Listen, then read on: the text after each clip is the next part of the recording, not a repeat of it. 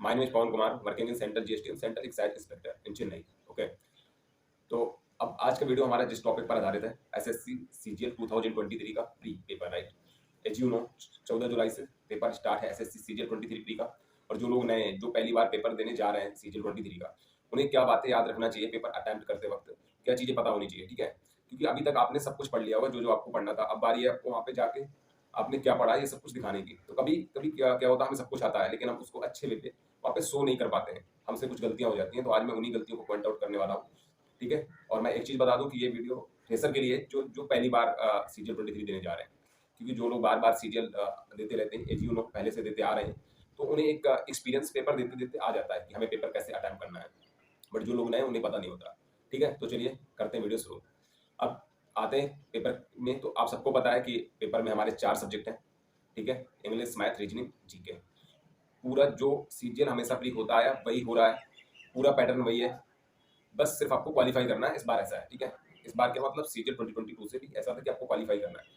अब आते हैं ईच सब्जेक्ट पे। जैसे सबसे पहली बात है कि आपका जो सब्जेक्ट सबसे अच्छा है, जिसमें कॉन्फिडेंस है, पहले उस सब्जेक्ट को टारगेट करें। जैसे मैं अगर अपनी बात करूँ खुद की, तो मैंने हमेशा मैथ को टारगेट किया है, क्योंकि मुझे लगता था कि मेरी मैथ अच्छी है और एक्चुअली में प्री में अच्छे नंबर भी आते थे, क्योंकि मैथ के जैसे 3-4 क्वेश्चन हो जाते हैं तो कॉन्फिडेंस बहुत ज़्यादा बूस्ट हो जाता है।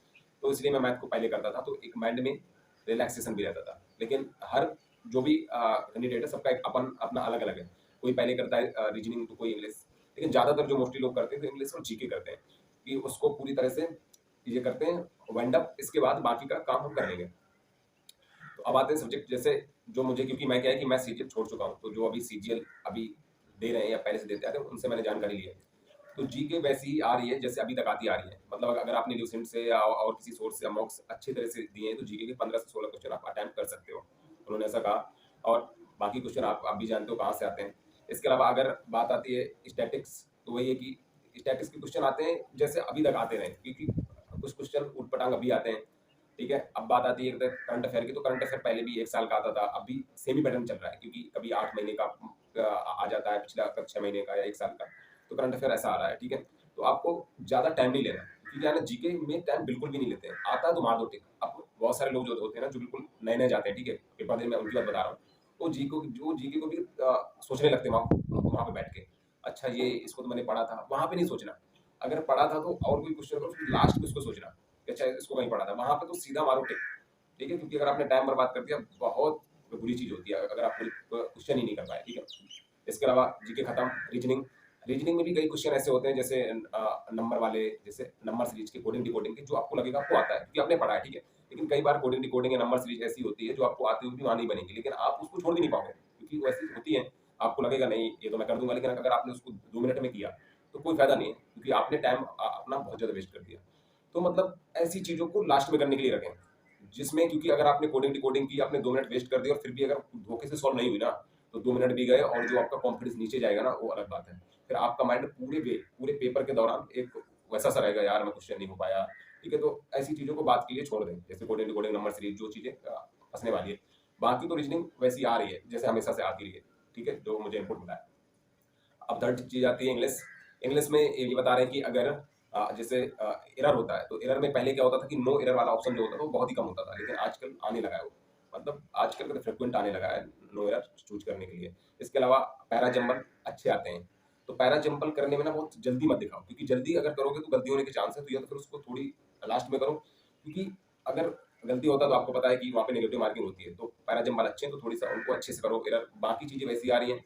अगर मैं वोकैबलरी की बात करूँ तो वही जो हमेशा से आती रही है प्रीवियस ईयर पेपर से, वही वोकैब है।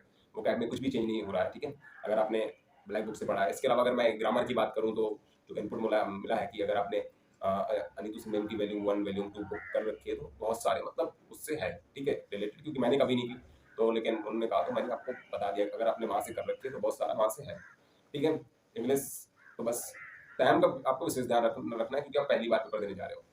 क्योंकि जो लोग लगातार देते आ रहे हैं उनको एक आइडिया मिल जाता है कि मुझे अब कैसे करना है, अब कैसे करना है। जब आप भी अभी आप 23 वाला देने जा रहे हो और आप 24 वाला भी जाओगे, आप ये क्वालिफाई भी कर लोगे तब भी जाओगे, ठीक है, 24 वाला देने, क्योंकि एसएससी का रूल है।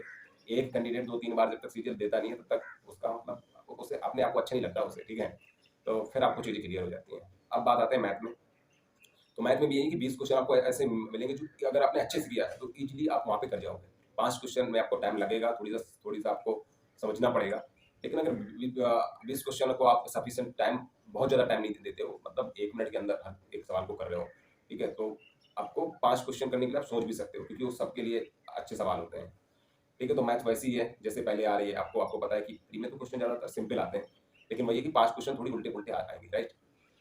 ठीक है, तो मैंने चारों सब्जेक्ट का एक ऐसा-ऐसा कर ब्यौरा आपको बता दिया। बस सबसे बड़ी बात ये है कि आप पहली बार जा रहे हो, तो आपको टाइम का विशेष ध्यान आपको रखना होगा, ठीक है? तो ये मैंने बहुत जल्दी-जल्दी में सारी चीज़ें आपको कवर कर दी हैं। 7-8 मिनट का वीडियो आप इसको कल देख सकते हो, ठीक है? और बस आपका जब भी है एग्ज़ाम, उसके लिए आपको कल बेस्ट